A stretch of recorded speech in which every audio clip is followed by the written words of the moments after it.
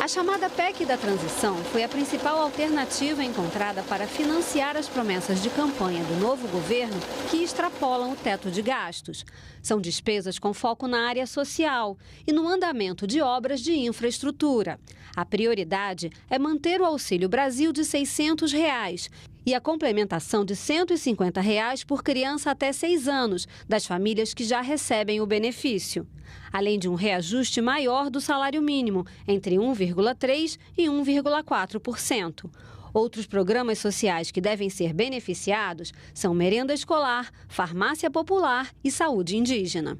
E hoje para amanhã, a equipe volta a falar comigo para apresentar oficialmente, me entregar o texto, não é, da PEC e dizendo quais são as rubricas que estarão excepcionalizadas e o valor de cada uma, para que não haja nenhuma dúvida, nenhuma celeuma de que possa ser um cheque em branco para gastar com isso ou com o que o governo quiser. Após eu receber essa proposta da equipe de transição do governo, eu vou ficar ela comigo, não vou dar de imediato publicidade à imprensa, porque nós vamos precisar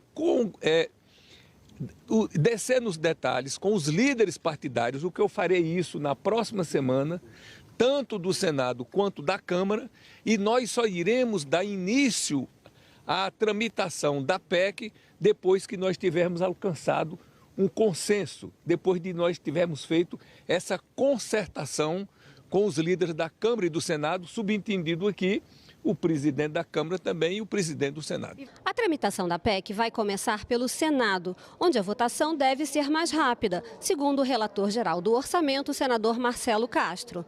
Ele lembrou que o prazo é curto, porque o texto deve ser aprovado até dia 16 de dezembro. Quando chegar à Câmara, a proposta vai ser apensada a outra PEC já em tramitação e, com isso, poderá ir diretamente para o plenário. Aprovando a PEC, será criado um espaço fiscal de 105 bilhões de reais, que serão gastos em quê?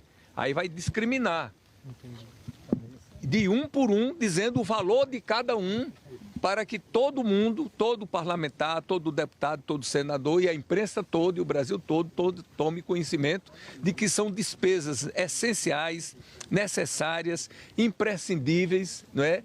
E, como eu venho dizendo, inadiáveis. Vai seguir o trâmite normal. Vamos para a CCJ e depois de votado na CCJ a gente vai para o plenário. Talvez no mesmo dia. Você pode, nós temos costume no Senado, a gente vota de manhã na CCJ e à tarde no plenário.